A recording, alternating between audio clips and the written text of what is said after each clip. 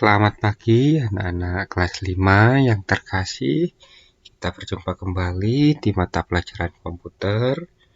Untuk pelajaran pertama kita yaitu temanya adalah organ gerak manusia dengan proyek membuat skema area teknologi desktop publishing. Lalu tujuan pembelajaran kita adalah siswa dapat menggunakan perangkat keras.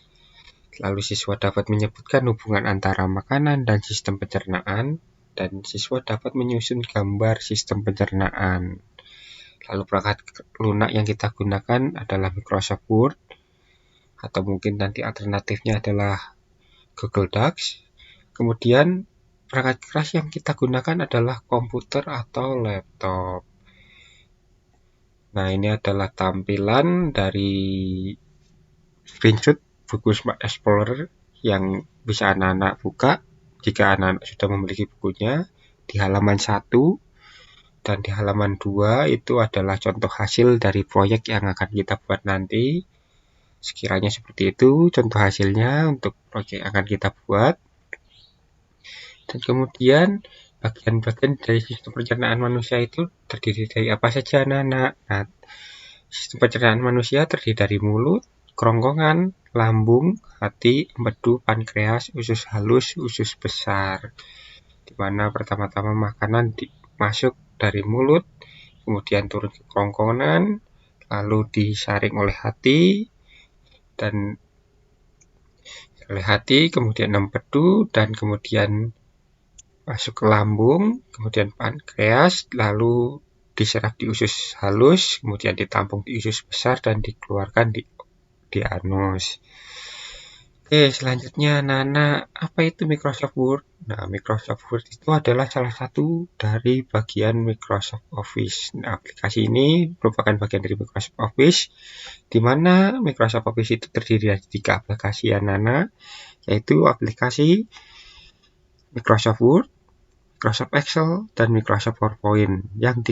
Kalau Microsoft Word ini digunakan untuk mengolah kata, baik itu membuat, mengedit, dan memformat dokumen, misalnya surat, brosur, kartu nama, dan lain-lain. Nah, untuk alternatifnya sendiri, Microsoft Word selain Microsoft ini, anak-anak bisa menggunakan Google Docs yang bisa diakses secara online. Kemudian ini adalah tampilan dari Microsoft Word. Tampilannya seperti ini, yaitu terdiri dari menu file, home, insert, draw, design, layout, preference, mailing, review, view, dan help. Kemudian ini adalah tools yang kita gunakan untuk praktek anak-anak, yaitu ada tools menu shape yang digunakan untuk menambahkan berbagai bentuk shape seperti bentuk kubus, garis, persegi panjang, lingkaran, dan lain sebagainya. Menu ini dapat diakses melalui menu insert anak-anak. Dan selain itu juga kita akan menggunakan yang namanya warp text. Nah, warp text ini digunakan untuk mengatur posisi gambar. Nah, gambarnya ketika anak-anak memasukkan gambar itu bisa kita atur anak-anak. Mau kita buat menjadi di depan teks, yaitu menggunakan warp in front text, ataupun behind text, jadi gambarnya berada di belakang teks. Nah, tetapi jika anak-anak ingin menggerakkan gambarnya menggunakan kursor atau mouse, anak-anak menggunakan yang in front text. Dan menu ini dapat diakses dengan mengklik kanan pada gambar yang dimasukkan anak-anak. Jadi nanti ketika ada gambar yang dimasukkan, kita klik kanan, dia akan tampil warp text. Kemudian tools yang selanjutnya adalah tools menu orientation, yang dimana memiliki 2 subtools, yaitu portrait dan landscape. Dimana portrait sendiri untuk mengatur lembar kerja menjadi lebih tinggi adalah posisinya berdiri. Nah, posisi default ketika anak-anak membuka Microsoft Word, dia adalah posisinya portrait. Tetapi ketika kita praktek nanti, kita akan membuat lembar kerja kita itu menjadi landscape, di mana landscape itu sendiri untuk mengatur lembar kerja menjadi lebih lebar. Jadi bukan jadi bentuk berdiri, tetapi menjadi bentuk tidur atau lebar. Kemudian tools selanjutnya adalah ada yang seperti kita biasa praktek, yaitu ada bold, italic, dan underline, di mana bold itu sendiri untuk membuat teks menjadi huruf tebal, italic digunakan untuk membuat teks menjadi huruf miring, dan underline digunakan untuk membuat teks menjadi huruf garis bawah.